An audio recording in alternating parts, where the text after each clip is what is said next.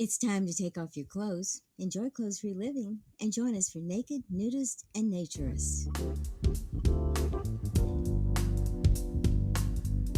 Welcome to Naked, Nudists, and Naturists, the show that celebrates clothes-free living for all. I'm your host, Frank Stone. And I'm your correspondent, Lisa Monroe, and I'll be reporting on all things within the naturist community. So it's time to get naked and join us. And enjoy clothes-free living on Naked, Nudists, and Naturists.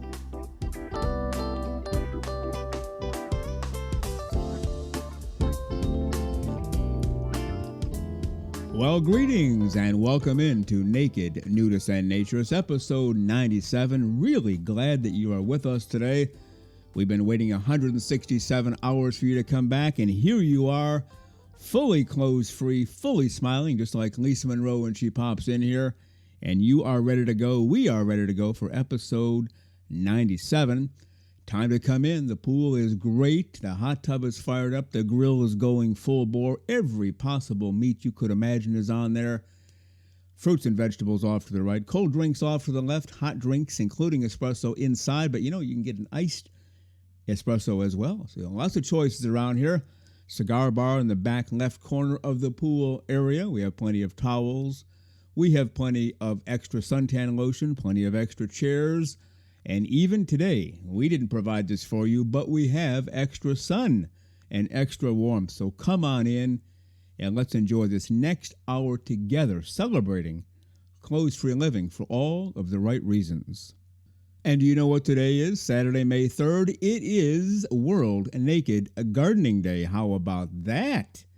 Can you get outside today and pull a weed or two or plant a flower or a bush or something and do it with no clothes on? If so, go for it. Go for broke. Knock yourself out. Enjoy your day. World Naked Gardening Day. Celebrated all over the place and highly sponsored and approved by the American Association for Nude Recreation. Well, on today's show, we will talk to Lisa Monroe. You can kind of sort of hear the music sneaking in the background as we speak. And then we will have part one of my interview with Naturism author Jason Stern. He lives in the great Northwest of the United States of America. And we want you to check out his books as you check out the books of all of our Naturism authors who appear on this show. Everybody is putting in time to celebrate clothes-free living for all of the right reasons. Every single one of our guests comes to you with that message. Get your clothes off and enjoy life as it was intended. You will feel free. You will feel wonderful. So let's do it. You're listening to Naked, Nudists, and Naturists, episode 97. Not sure about you, but I hear some music. Could it be? Yes, it is. Our Naturism correspondent, Lisa Monroe.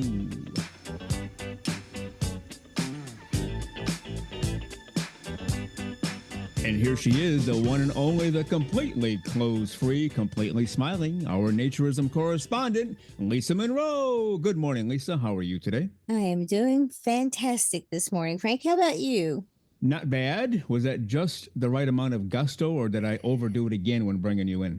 I think you were, kind of a medium range there. So you did okay.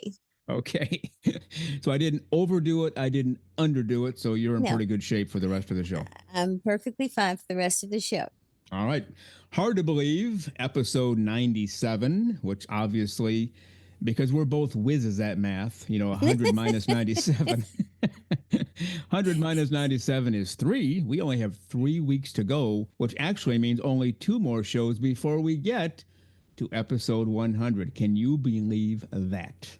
I can't believe you can do the math that well. No, well, calculators help. Exactly. I thought I heard a little whizzing in the background. I can't believe it. I really can't believe it. It seems like just yesterday, literally, that we started discussing all of this and talking about, doing this show. And then all of a sudden now we're at 100 shows almost. It's a little mind-boggling. It is. And we just keep plugging along, enjoying every second of it along the way. But yeah, every single Saturday, without fail, a 1-hour show since July 1st of 2023. Right. Still alive and kicking, still alive and cooking, which is actually one of your areas of expertise, cooking. Yes, yes, I'm an amateur cook. Trust me, a very amateur cook. But I've been cooking for well, let's see, what I'm like. We're both 27, so I've been cooking for a while. Wow, at But least 2 or 3 years. Yeah. exactly, just at least 2 or 3 years. Actually, I started very young. I was 8 when I first started cooking. So, but Oh. yeah, the cooking is one of my things. All right. Well, speaking of which, I looked out the window and I heard your car pull in Mhm. and I saw you carrying something in. But when you entered the studio, you didn't have anything in your hands. What did you bring in and why have I not seen it yet? Well, I was waiting to see just how much gusto you would introduce me with. Before I brought in, I did make a thing of brownies last night. So there are Ooh. brownies in there, and even sprinkled some M&Ms on top for festivities' sake. So there are brownies out there. If everybody leaves what you want, I'm sure they will. But if they All don't, right. sorry. All right. Well, we talked about that, what, a month ago or so. You were going to bring some in. I didn't Mhm. want to keep harping on it, but glad you brought some in. I know they'll leave some for me. It might not be a lot, but they always leave some because they're really smart people and they know they better leave some. Yes, they That's they how. know they know Yeah. they know who's in charge. So That's they right. I remind definitely them do every that. day. No, I'm just kidding. Yes, and well, I told him, I said, you better leave Franklin, because if you don't, you know what'll happen. He'll That's right. pout and be upset the rest of the week. So Yeah, I wear my emotions on my sleeve, as everybody knows by listening to this show, and that's a total joke. yes, it is. Very much so. So anyway, so I finally had time to bake. So I did a little quick baking last night. All right. Well, very good. I wanted to say something before we get into the content for today's show. And it is, because we are who we are or what we are with this show, Hmm. we've talked about the numbers, we talked about where we're heard. There are people in the content creation naturism community who kind of beg, borrow, and steal from us. Well, they don't really beg, they just flat out steal from us. Not good, folks. If you want to use something that we've said or that we've done, great. We do encourage that. But you should drop us a line and say, hey, on episode whatever, I really liked what you said about this. I'm going to add it to my show, just out of courtesy. Or you could even do this, which we try to do every time. While you're doing your content, whether it's verbal or in writing, you could say, as Frank and Lisa said on their show, and then say what you're going to say. But just to take our stuff and present it as your own and not good, thought I'd just put it out there. At least you can comment if you want. It's just one of those courtesy things, show to show, person to person, human to human. We should be nice to each other, and stealing is considered not nice. Just my 2 cents on that. Any comment? Well, I have to agree with you. There is nothing nice about in my world of writing. It's called plagiarism, Yeah. and that's a very very bad thing. We can all have the same ideas, and we can all kind of come to the same conclusions, but when things are verbatim from what was said, then that's a whole nother story. So just everybody just kind of play nice, and because we're trying to do that, and we'll just go on. Yeah, and to be clear, this was something in written form. So, Yeah. our fellow podcasters, it's not about you, it's about something that was put in writing. And, when I was this one major market I was in on terrestrial radio, I ended up being number one for my time slot. Well, the guy who had been number one, to his credit, I was told started listening to my show, and he actually took ideas from my show and put them in. And this was at least 10 years ago. And to this day, he's still using those same ideas. Not once did he give me an ounce of credit at all. He just made it up like, oh, I'm doing this now. Isn't it great? I thought, it's just not right. Just not right. Anyway, enough about Yes. that. Don't want to get Yes. off on a tangent. Just, Yes. we're supposed to play nice in this world, and especially the naturism world is supposed to be really Yes. nice. So I thought I'd put it out there. Why don't we talk for a moment about our Patreon page? We have one. Everybody knows why. We were doing this a lot of work, turning down a lot of work, Hmm. paid work to do a free show. Not too bright, as we learned the hard way. A number of people yelling at us. We turned to a Patreon page, and we appreciate everybody who is a PPP, a paying Patreon peep. We thank you very much. Lisa, we like to thank at least two people on every show. Who are we thanking today? We are thanking Bradley and Larry today and really, really appreciate the support that they and everyone else is giving us. Thank you, Bradley. Thank you, Larry. Mhm. And thank you to all who have been contributing. You help meet the expenses here, and we appreciate you very much. Anything on merchandise, Lisa Monroe? That is your area of expertise. I have nothing to do with it, so I'm assuming we have merchandise, and I'm assuming we're selling some. I take it from there. We have it. We are selling it. Thank goodness. And quite, it's been doing very, very well. And like we talked about before, as summer approaches here in the northern hemisphere, we're starting to see more and more sales. So that's really great. And the main thing is that we hope people enjoy having, being able to support our show and also wear it proudly, and that they have something nice to wear when they're going to and from their naturist events. So, or their towels or whatever. So it's a good thing. But I'm trying to source out something that I've been thinking about and haven't found it yet. So hopefully I'll have some more information on that next month, Okay. next week. Yeah, I was going to say, better be sooner than that. Yes, next week. All right. Definitely. All right, very good. And we always recommend those towels, as you say, and coffee mugs, as I say, because nothing tastes better than when it's being consumed out of a naked nudist and naturist coffee mug. No scientific proof, but it's my story, and we're sticking to it, right? I think that you're 100% correct. All right. Well, today, May 3rd, is World Naked Gardening Day. It's an initiative taken up by the American Association for Nude Recreation, obviously with the official podcast for Anner. So we want to mention that. And I found something on the interwebs, I believe Wikipedia. So now we know everything I'm about to read is 100% true, because the interwebs has nothing of a falsehood nature, correct? Never. I mean, All right. you can believe verbatim everything that you read or hear on the internet. That's right. Well, it says the first annual Naked Gardening Day took place on September 10th, 2005.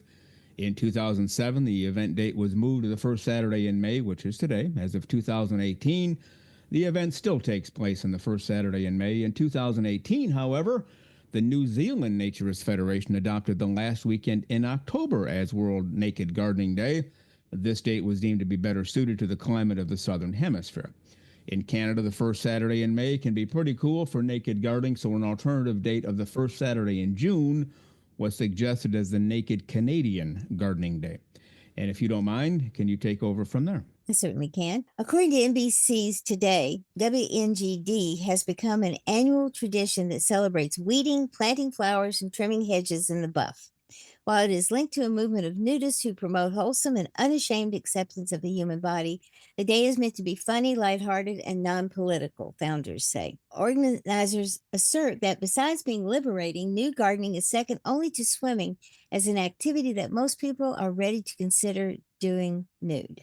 All right, and I'll finish up from there. Beyond body positivity, Corky Stanton of Clothes Free International, an organization that promotes nude recreation, has asserted that the event offers the fringe benefits of bare, unabashed recreation, the satisfaction of exercising in the great outdoors, the attractiveness of an all-over tan, more vitamin D on your whole body, the unbeatable experience of skinny dipping if the naturist event involves a beach or a lake. And I read somewhere, it might have been the same article, that Mark Story is given the credit for establishing the World Naked Gardening Day.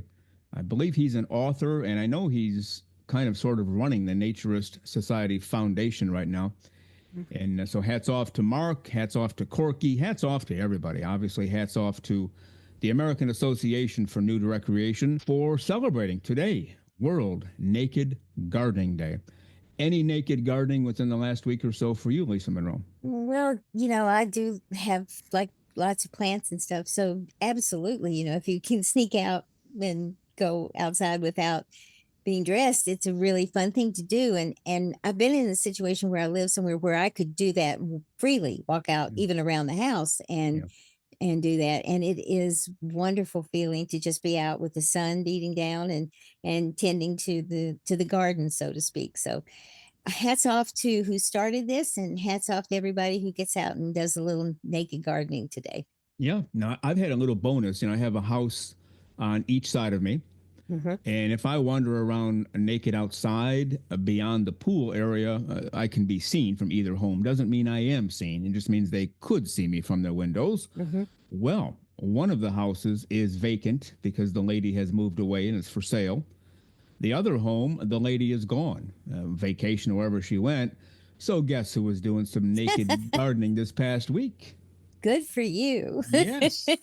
That had to be fun. Absolutely. Took full advantage of it and made sure I was dressed before I went to the front yard because we don't want to get into that whole thing. But yes, today is World Naked Gardening Day. So get your clothes off, get out there, do some work.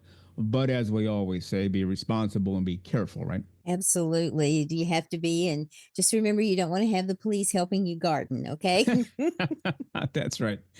Let me help you with those flowers, sir. And by the way, put your hands behind your back. You have the right to remain silent. No, we don't want to go down that road at No, we all. do not. We do not. All right. Well, we have an email from a gentleman who does not want us to use his name, although he said we could use the content. I'll start reading some of that. It's fairly lengthy, so we might read a little more quickly than usual.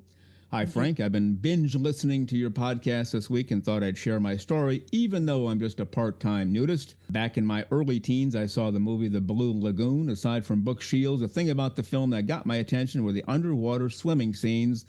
I remember thinking how much fun it would be to swim nude in the clear blue sea with all the marine life and developed a strong desire to do that someday. We had an above ground swimming pool in our backyard, very nice for the Midwest summers. One night, my brother and I fell asleep in front of the TV in our basement. I woke up at 1 or 2 in the morning and thought maybe I could sneak out without waking my brother up and go for a skinny dip. So that's what I did. And it was amazing. From that point on, for several years, I'd wake up in the middle of the night from time to time, sneak outside of the pool, and skinny dip for a while before returning to bed. No one in my family ever knew. Let's take it from there. Fast forward to about 7 years ago, and I got a chance to go on a clothing optional snorkeling trip. I was quite nervous since I had never been nude with a group of strangers before. As the other passengers started to arrive, I noticed they didn't act any different from people who were going on a regular snorkeling trip. I confessed to some of them how this was my first time doing something like this. I was assured there was nothing to fear.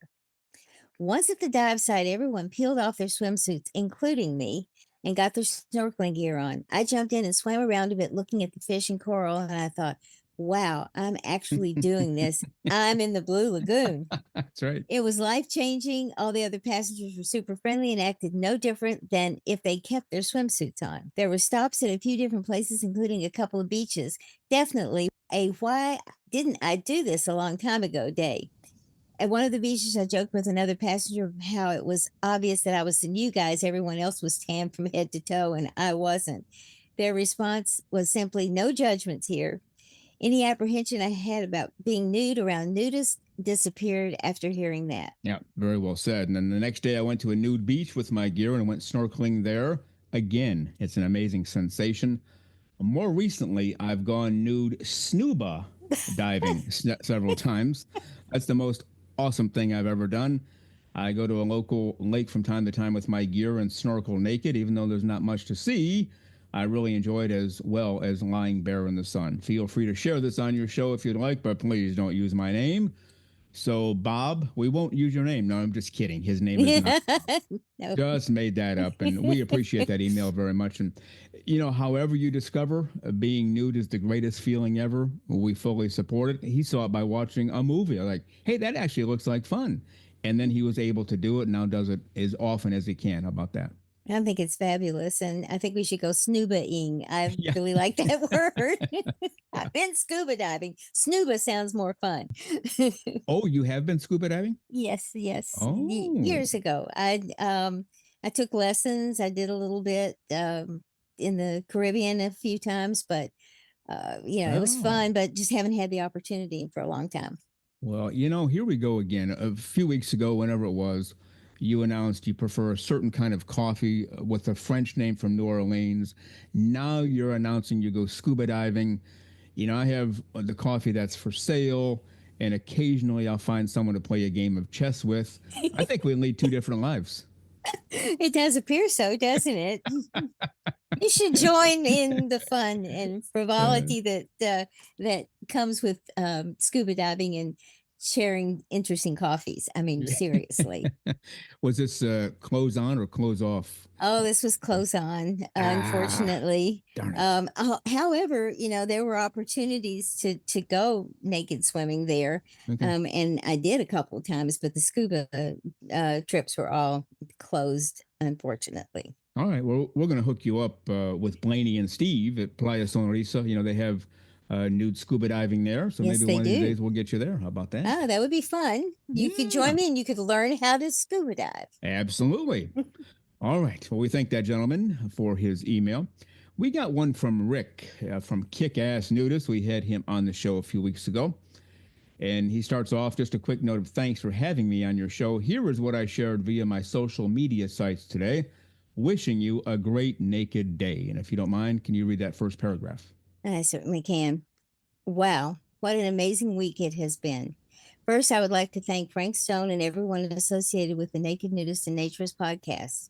I am beyond honored to have been a guest on the show, but even more amazing are the people who have reached out with encouraging comments and messages about it. My goal has always been to spread a positive message about social nature nudism and body positivity. Over the last week, I have been answering messages from around the world about the lifestyle.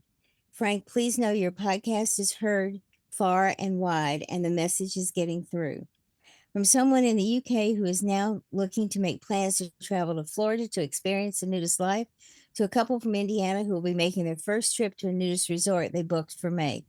People are listening, and more importantly, they are now seeking information. Excellent. And then he goes on, I will continue to promote the lifestyle we all love and hopefully end many of the stigmas placed upon it. I really believe if people tried nudism, even for a day, they would understand the reasons why millions of us around the world live the nudist life. Personally, I cannot imagine living any other way, and I look forward to continuing my nudist journey and helping others to experience it, maybe even for the first time. Thank you again, and as I always say, it's a great day to get your clothes off and your nude on. I like that. Get your nude on. Yep, that's from Rick from Kick Ass Nudist. We appreciate that very much. And his comment about Frank, please know your podcast is Mhm. heard far and wide, and the message is Mhm. getting through. That's bare bones, no pun intended. That's what it comes down to for this show. That's why we started it, to give people more content on a consistent basis, to let you know this is normal and natural. And yes, we are heard far and wide, and we've made a huge difference. And we appreciate all of our listeners in this entire journey. We're not going anywhere. And I know that little announcement ticked off about 5 people, but the other 10 zillion people are happy about that. Any reaction to Rick's email or anything that I just said? Well, first off, Rick is one of the most enthusiastic naturist nudist proponents out there. He's just really super amazing, and I love his energy and his vitality. And the thing about it is that he kind of hit the nail on the head. This is exactly what we wanted. Mhm. We didn't care about the accolades. We didn't care about anything. We wanted to get this message of why naturism was important to us out to people, and to see that there are people who are now responding, coming out of their shells, coming out of their homes, and actually seeking out having that social interaction is a wonderful thing. And that's what this is all about. Yeah. Yeah, he really is on fire for nudism and naturism, and coaches other people, runs classes and will fly anywhere to talk to people like, hey, here's the deal here. And why don't we get our clothes off and talk about it? And some do and some don't. But eventually, I think just about everybody does, because they just buy into his enthusiasm, which you can always tell when people are Yes. putting a presentation on, if the person is genuine or not.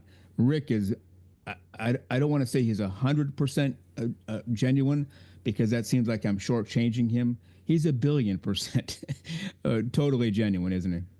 He certainly is, and I think that the difference here is that his passion for this is what drives him, and Yeah. he's this way 24/7. This is Mm-hmm. not a turn on when somebody's asking a question and then go away and go, and be grumpy or whatever. This man lives and breathes what he believes, and I've been through an awful lot of corporate presentations and those events that are supposed to get you all revved up and everything, and most of them you can feel the phoniness as the speakers begin. corporate America and I are not fond of each other, Yeah. but Yeah. but that's not the same thing with Rick. And there are a lot of people within this naturism community who are like that, and Yeah. it's good to see. And we appreciate what he said.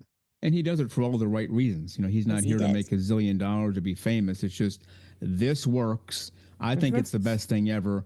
Here, let me show you the way and follow me and let's do this. And if somebody decides it's not for them, Yeah. fine. He's okay with Yeah. that. But he's all about giving it a shot, realizing that just about everybody will say, Rick, why didn't I meet you years ago? So hats off to Rick, and we want to thank him for his very nice letter, which he also posted on all of his social media sites. So we'll Yeah. definitely get him on again down the road if you're okay with that. Oh, I'm perfectly fine with that. I think he brings a lot. He has a lot to discuss because he is involved in every facet of this community that we belong to. And I think it's a great thing. All right. Well, Lisa Monroe, you're going to hang around for part one of my interview with author Jason Stern, Naturism Author. So we'll see you in about a half an hour or so. Is that okay? It sounds good. All right. Well, Lisa Monroe, go out there and have a great clothes-free 30 minutes, and we'll talk again soon. All righty. All right. Thank you.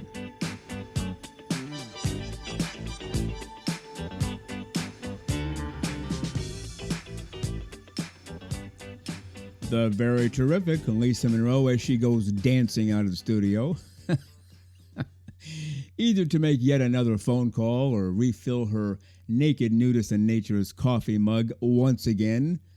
We have a free flow of coffee around here. We openly admit to that. We enjoy it and we drink it fairly frequently and often throughout the day. But Lisa Monroe busts her tail around here, and we appreciate all that she does with these segments. Our Patreon page, merchandise, or Thursday memes, you name it, and she does it, and we appreciate Lisa Monroe very much around here. Well, we are the official podcast of the American Association for Nude Recreation. Are you a member? If so, that is absolutely great, but if you are not, you can become one within moments. Just go to aanr.com, follow the navigation to membership, and within moments, you will become a member. Just like Lisa Monroe is, and just like I am, we will all be members within moments. How about that for a deal? Well, you are listening to Naked Nudists and Naturists, episode 97 today. Really glad that you are with us. Hope that you are enjoying the show clothes-free if you possibly can. If you cannot, don't take any unnecessary risks. But if you're clothes-free and we are clothes-free, so much the better for enjoying episode 97 of Naked Nudists and Naturists. Now let's get to part one of my interview with Naturism author Jason Stern. We are headed out to the Pacific Northwest of the United States, one of our states out there, to talk to a gentleman who has written two books on naturism, quite different from each other. One is all about the Bible. A lot of people say, well, you're naked, you're sinning before God. And he is here to say that's not true at all, not even close. And then the second book gets into more real life to me, a little more reality based. As a whole bunch of kids, happily married out there. So let's talk about everything and bring him to the show this morning from the Northwest United States. Jason. Good morning, Jason. How are you today, sir? Good morning, Frank. It's great to be with you on the show. Love to be here. And yeah, let's talk a little bit about what the Bible actually says about nudity. Absolutely. And we will get into that in just a moment. I want to talk about you, first of all. You did a little promo, little audio clip you sent in a few shows ago. We played that. And you said you had 8 daughters, which is a lot of kids. But then I found out something else before we started recording. Maybe just tell our listeners a little bit about your family, your immediate family. Okay. Yeah. My wife and I have 8 daughters. We also have 5 sons. Mm-hmm. So we're probably in the 1% of kids in America. But yeah, they're all ours and no twins. And it's been great. Keeps us young and keeps us really with our hearts to the grindstone on finding out how to raise kids the best way and always looking for ways to do that well. And you're still young enough that you remember each one's name, right? Yeah, I can't always remember how old they are, so I try to remember their birthdays at least because the ages change every year. So you got to keep up with that. Maybe have a little 3x5 card inside your pocket, pull it out. Oh, yeah, it's her birthday tomorrow or whatever, however you do it. But you're a busy guy, and we appreciate that. That used to be fairly normal, right? People had a lot of kids, years ago, and having 13 was not that unusual. I don't know how many years ago, 50, 100, 150, right? Very true. It used to be very common in, well, all throughout the world, but even here in America. And it wasn't something that we planned or decided that was a goal. It just was a matter of really an expression of our Christian faith. We put our fertility in the hands of God and said, "We'll take the children you give us." Yeah. Well, I read somewhere, can't imagine where I read this, the expression be fruitful and multiply might have been in the Bible, one of those books, right? I think Very, it's right very there. true. Yeah. One of these days I'll get to publishing another book I've been working on about things that God said in Genesis that are really great and that we should pay a lot more attention to. Yeah, absolutely. I heard a pastor. He's one of those TV evangelist pastor guys with a mega church, and actually his messages are pretty good for the most part. I won't identify him here. I'll tell you after the show if you want to know. But he brought that up, and he said, "Be fruitful and multiply." He said, "So if you have two kids," he said, "that's not really multiplying. That's just replacing. It's you, your wife. That's two people. Now you're bringing in two more. You're just replacing yourselves. Multiply, which means three or more." And you've definitely stuck to that, haven't you? We have, we watched a documentary a few years ago that this did not influence where we are at the time, but it kind of reaffirmed that it was called, I think, Demographic Winter. And it was talking about how many places all over the world where the population is not even keeping up with their replacement. Yeah. And countries everywhere, Japan, Russia, were two of the big ones, where so many people have adopted a mindset of not having children that on purpose.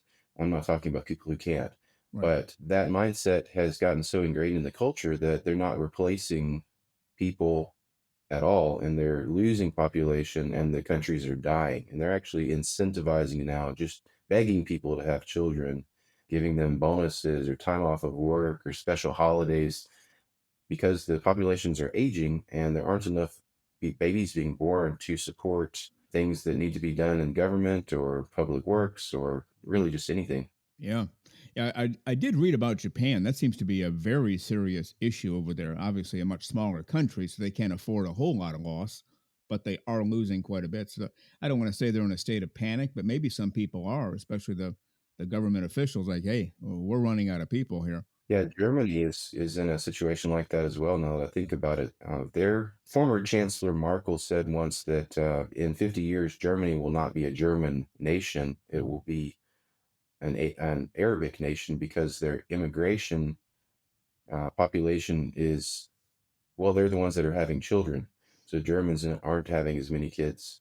The immigrants are, and so Mhm. just by natural processes, they're replacing the people who were traditionally German. Yeah, yeah. Well, that makes a lot of sense. Yeah, you let immigrants in; they have more kids than you do. They're gonna have more kids and more human beings than you do down the road. And there's a place, I think it's outside of Detroit. It's a small city, and at one time it was a thriving Polish community. Polish people, literally from Poland, came over, established residence there, and I think just about everybody in the town was Polish. That eventually turned over into African American. And now it's turned into not only Arab culture and Arab people, but they fully occupy the school board and they fully occupy City Hall. They have every elected position that's to the Arab community. And it used to be all white and Polish, 50 years ago, 75 years ago, whenever that was. So it can happen fairly quickly, whether you wanted to or not. But if you're not careful and you're not fruitful, and if you don't multiply, that's what happens, right? Yeah, and that doesn't have to be a bad thing. No, right, right. Cultures certainly change, and I wouldn't say that we have to be afraid of any situations like that. It is a fact of life. I suppose the positive part of it is that if you do want to be participating in a culture that you love and that you have traditions you want to maintain and people groups, then you need to have some babies. Yeah, yeah, exactly. You are living proof of that. So hats off to you and to your wife as well. Talking to Jason, 13 kids. That alone, we could spend the whole hour on that, but we won't because we want to get to your books. But before we do, now you told me before we started you did not grow up in a naturist, nudist, clothes free home.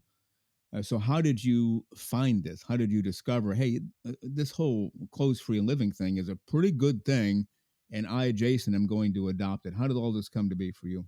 Well, it really does go back to the importance that faith in God comes into our lives.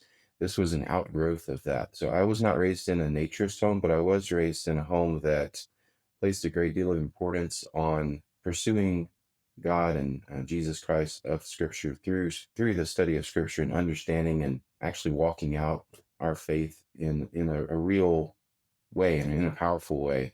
So there's an outgrowth for us that where we got into Scripture, we studied it, and we wanted to adopt the beliefs and practices of Christianity, and we discovered, well, what does the Bible say about nudity, and why does our culture have such different ideas about that? So it was a real choice. We said, the Bible never says thou shalt not be naked. And we wanted to find out why so many Christians said otherwise. And so that kind of kicked off a study and a pursuit, like other Christians that I know have had that similar question. About 20 years ago, I'd say, where we said, how can we answer these questions, be true to our faith in Christ, and live authentic lives? And that really opened up that for us. Well, tell me what you think about this. I look at it this way. God had us born clothes free. He could have had us in tuxedos and fancy dresses or blue jeans and t shirts. He chose nude. That's his creation. And Satan rules the world. A lot of people don't like to hear that, but he rules the earth right now and has for a long time.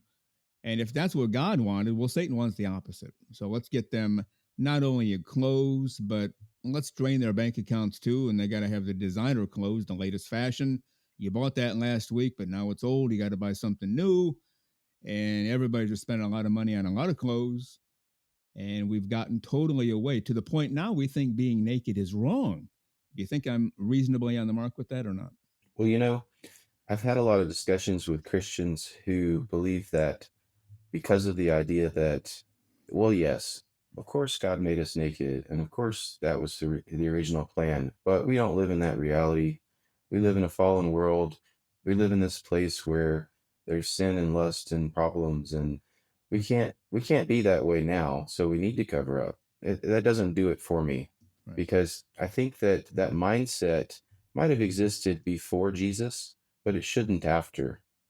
Because the way I understand it is that when Jesus came, whenever he came to this earth, was born, walked the earth, had his ministry, was crucified, and then rose from the dead, he changed everything. And Right. the way I understand the completion of that is that he brings us back to the relationship that we had in the garden with God before the fall. And so, do we believe that the resurrection of Jesus did anything? What does it actually do in our lives? How do we actually walk that out? Can we be spiritually free? Can we be physically free to walk in that state of unshamed nudity and purity before God? Or do we place ourselves back under the rule of a fallen power? Right. Yeah, yeah, very well explained. So you are a naturist now. Is that hold true for your wife, your entire household? That's just how you live life? Yes, philosophically, that is where Yep. everybody is. I'd say that since we live in a state where it's a little bit cooler than some of the southern states, Yeah. that especially in the wintertime, there's a whole lot more clothing involved. But we teach our kids that a couple of things, that modesty is an attitude, not a dress code, Right. and that we want them to be comfortable whether they're unclothed or clothed. So we have kind of a comfortablest attitude around the house. Yeah. My friend Philip Oak said I coined that phrase for him one time, of comfortabilist instead of naturist. I don't know if there's really much difference, but to me, it's kind of that Yeah. that practical idea Yeah. that a friend of mine who's a pastor said, who's on the other side of this question, he said, "Well, you have to admit that God's the one that made them clothes, right?" So I said, "Yeah, he did, but why did he make them the clothes? He didn't. Did he do it as a rule or as a tool? Yeah. Was it for survival or was it for creating a pattern that everybody had to follow suit?" So the assumption is that you start with, or that is where you end up with. But what's your starting point? What's your pre-assumption? Yeah. predisposition to the question. Yeah. Well, as we know from the Bible, the early days, people were basically in the Middle East, and it's usually warm there, hardly ever gets cold. So being clothes free made sense as they began to wander about the earth and go north. Well, now it's a little chilly. We better do something. But we will get to that in a moment. I want to explore that a little bit more with you. But to me, that's the best way to go. You know, being a naturist, nudist, clothes free person doesn't mean 24/7, no clothes on. It just means, at least to me, this is how, literally just for me, I'm not saying this is for everybody, clothes free every second that I can be. If I have to put clothes on, and I do tend to get a little chilly quicker than most people, well, then something's going on. Usually a shirt, pants if I need to, or shorts. You know, I live in Florida, so not a whole lot of pants down here either. But it sounds like that's what you do too. Just common sense, clothes free if you can, common sense whenever you need to, right? Yeah, yeah, and that's something that we explore more in the second book in the Yeah. Between Sun and Skin novel. The first book, Renewed Life, we really get into kind of the philosophical issues and the answers about what the Bible says about nudity. But yeah, it does. It's more of a common sense thing. Do you need to wear it? Do you have to wear it? What's the purpose of it? Why do you do it? I mean, is there a functional reason for it? It's more of a minimalism or a simple decision type of question rather than a I have to because of moral or legal reasons. Yeah. Well, let's get into your books now. You told me before we started that you basically wrote each book because you couldn't find enough information out there on these topics. So you're sitting around, Jason, I guess I'm chosen to write these books. And I've been down that road before too with some other things, including this show, by the way. So I understand that, as well as some other things, including some work in the church. Nobody else was doing it. So all of a sudden it hit me, oh, I'm supposed to do this. So off we went. Well, let's get into your first book is Renewed Life, and that's RENUDE for our listeners, Renewed Life in the show notes. Take us through this. Now, you get into some pretty heavy stuff, and you're very specific about it, and you quote scripture and you explain it. So is that how this book came to be? And then we'll dive into the beginning of the book right after that. Yeah, this book came out of a lot of questions that I was collecting from folks on really what does the Bible actually say about nudity and how do we understand these sometimes complicated euphemisms or passages that are obscure or even ones that get painted with a broad brushstroke and seem on their face value that they would be a prohibition against nudity, but then whenever you sand off the top layer, you find out that there are specific things that God says about certain types of nudity or certain activities or heart behaviors, but the nudity itself is actually not prohibited or even encouraged in some places. So I had a list of questions and I workshopped this amongst friends and Christians and pastors on what are the most common questions that get brought up. So I mentioned my friend Philip Oak. Yeah. He and I collaborated early on a series of videos that this book resulted from. So we put together some YouTube videos. So all of these books, if you go to the Renewed Life website, you can find video versions of these questions and answers voiced by people from all over the world, different cultures who add some more flavor to this as well.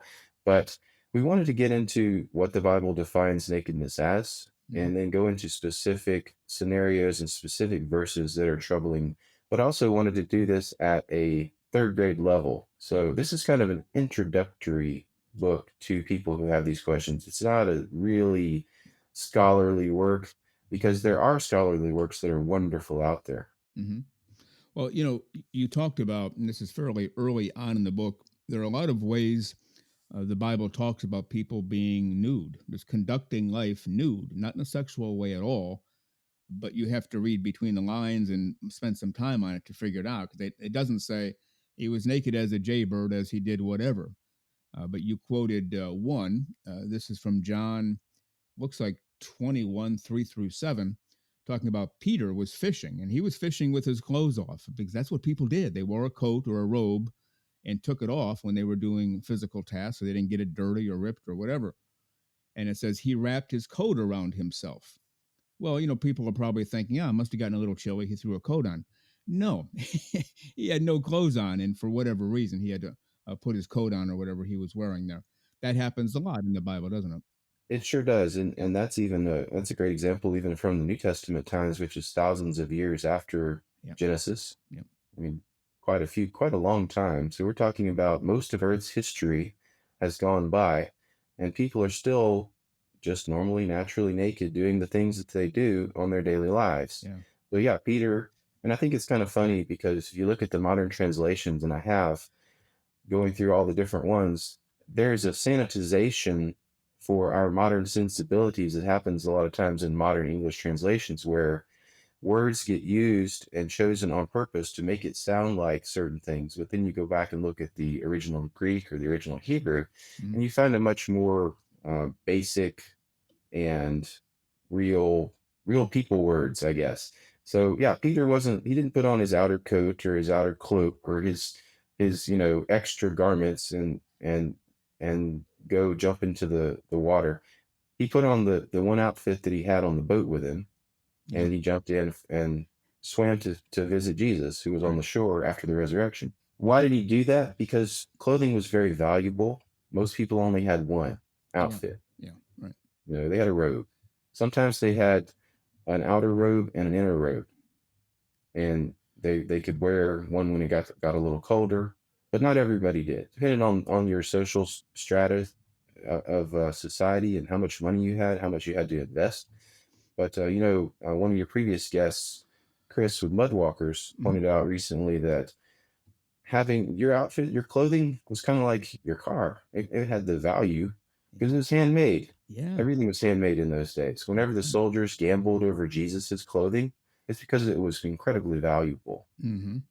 Yeah, they didn't have sewing machines back then, or a back room with a bunch of people working on turning out clothes like they do today. That's for sure. And when you look at the Bible, and I forgot who pointed this out on the show, it might have been Philip Oak. In fact, I think it was when he said, God created this or that, and he said, well, that's good. And then he created the human body, the nude human body, and he said, that's very good.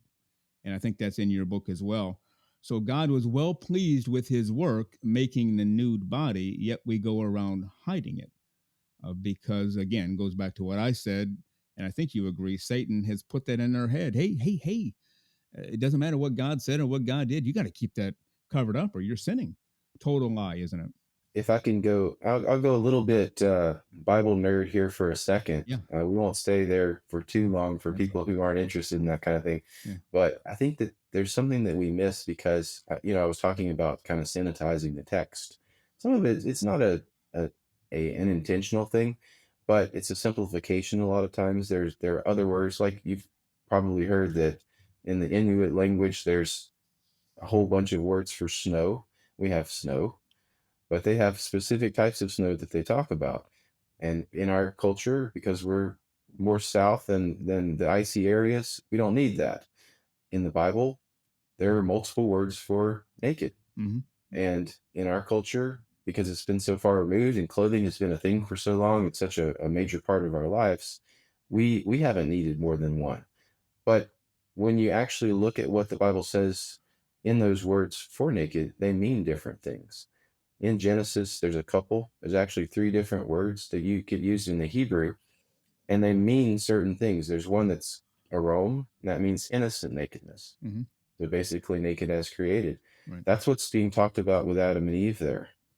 After the fall, there's another word that gets introduced, irom, where they're vulnerable in their nakedness. And many times people will say, oh, well, they're naked and ashamed. Well, the scriptures don't actually say that. They say they were naked and afraid whenever they disobeyed God. And God comes back in the garden and he says, well, who told you you were naked?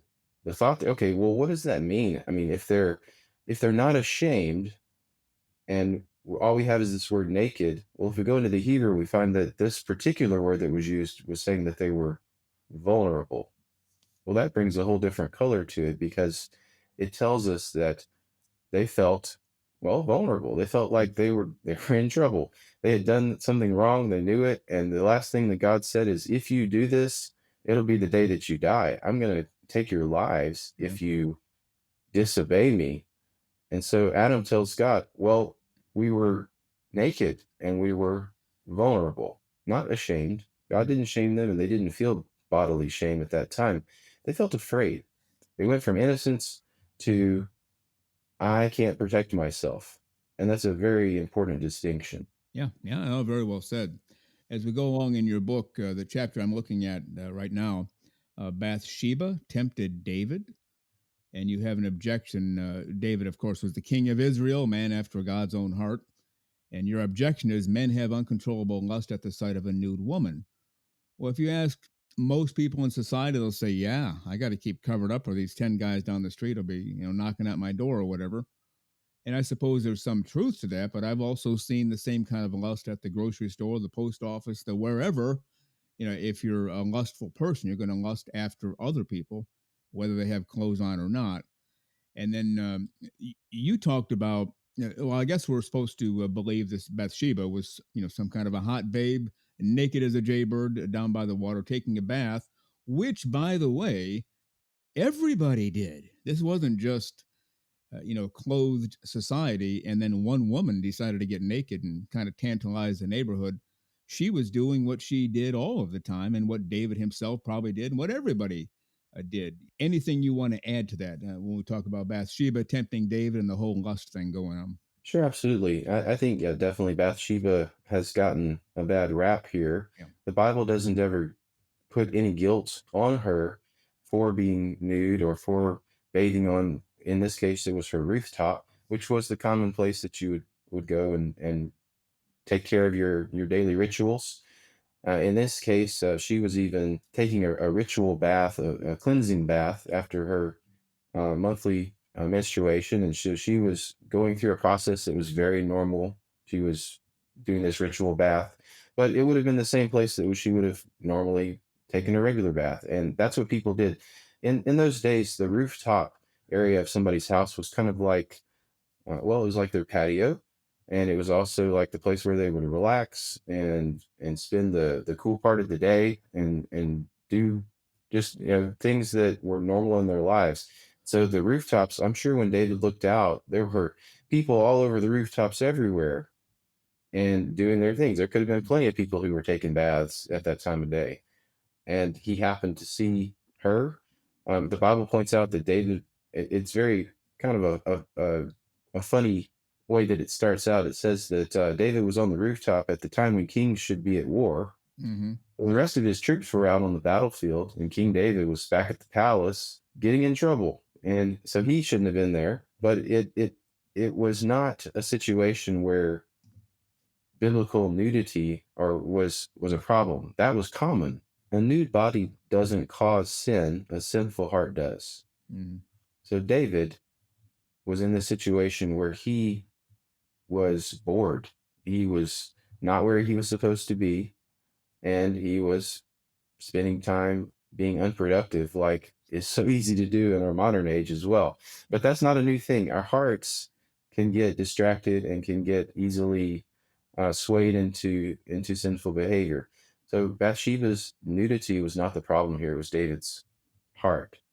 He was the one that acted and lusted. Jesus talks about that later on. He says, when you look at somebody's wife and lust after her, you've already committed adultery in your heart. Mm-hmm. He was bringing it back to that same thing. It had nothing to do with what this woman was wearing or not wearing. It had to do with what were you doing in the imagination of your heart and your desire to sin. Yeah. Yeah, no, I fully agree with you there. And to me, this is kind of a strange analogy, but at the same time, it works.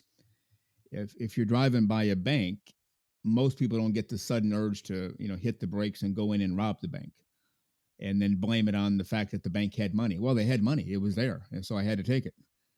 Similar to Bathsheba, David sees her, or anybody sees a woman in a scantily clad or fully nude. Well, I had to lust after her because she was there and she was naked. No, that's not true at all. None of that's true, is it? No, it's not. And a couple of the other chapters that we get into kind of go in that direction to talk about, well, okay, there obviously is some connection here to sin and nudity.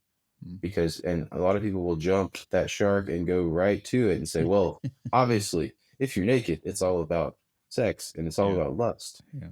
And so, and yeah, you know what? The Bible covers that. It talks about a different kind of nudity that is involved sexually, and that is what the Bible calls erva. Mhm.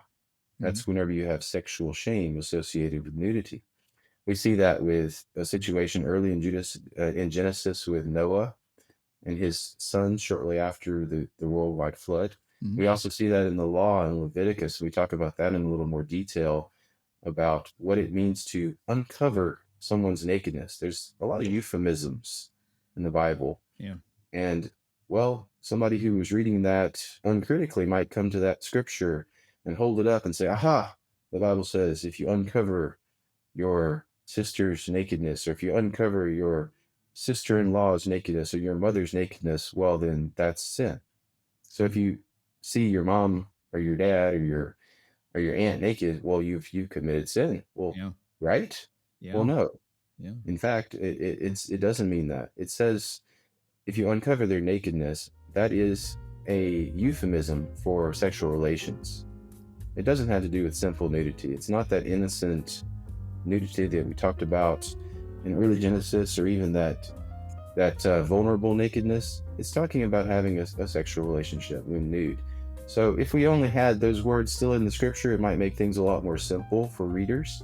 But that's why I wanted to write this book, to open up some of these passages and give people tools so they could go, oh, well, that makes sense. Why didn't I think of that? That's right. Well, I'm glad you did. The very terrific Jason Stern. All of his links are in the show notes.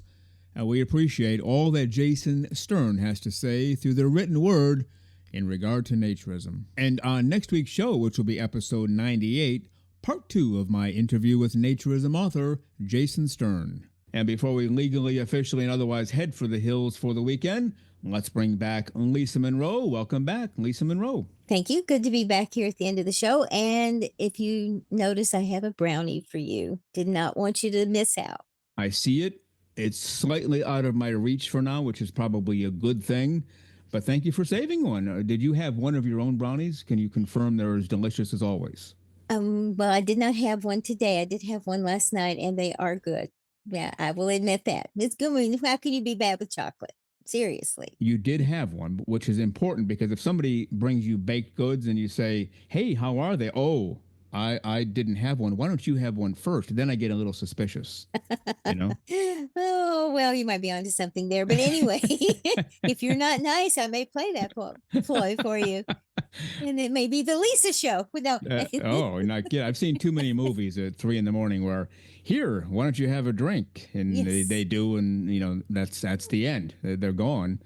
And so I'm always, I'm just kidding, not really suspicious of your brownies. Although I don't know, based on what you just said, maybe I should be. We'll just not worry about that. Go ahead. All right. Well, it was really good to talk to Jason. And, anytime we have a naturism author on, I think it's a great thing. We need more content out there in every area, whether it's, voice or the written word or video, whatever. Let's just get more out there. And a very intelligent guy. And by the way, I hope he doesn't mind me revealing this. He went to college on a music scholarship and played the saxophone. I guess did very well. I don't know if he's still playing. I think he either is not still playing or he's going to start playing again soon. Having all those kids, you don't really have time to just practice 20 hours a day. But so he's an actual real musician, not a guy who learned 3 chords and is in his parents' garage banging them out, but a guy who studied music at a very high level. So a very impressive guy. Very much so, and interesting. And, it is really great to have naturism content in the written word, because, again, that's another level and layer of validation for people, that they see the normality of it even in the books they read. So that's a good thing. And you got it. We'll do part 2 next week with Jason Stern. And Lisa Monroe with that. Go out there and have a great clothes-free week. We'll see you next time. Okay. You too, Frank, and everybody have a great week too. Well, you've been listening to Naked, Nudists, and Naturists, episode 97 today. We give you a brand new show every Saturday morning at 6 o'clock a.m. Eastern Time. Continue to join us. Check us out on our website, nakednudistandnaturist.com, Spotify, Google, Amazon/Audible, Apple Podcasts. And also on Twitter, you can write us anywhere, anytime, any place. And we thank you for being with us today. Plan to join us for every single one of our shows here and have your clothes off when you're listening. We have our clothes off when we're broadcasting, enjoying the naturist life. We celebrate clothes-free living for all. Remember to enjoy being naked and join us again for Naked, Nudists, and Naturists. We drop a brand new show every Saturday morning, so come back and join us. Have your clothes off when you do for Naked, Nudists, and Naturists. Have a great clothes-free day.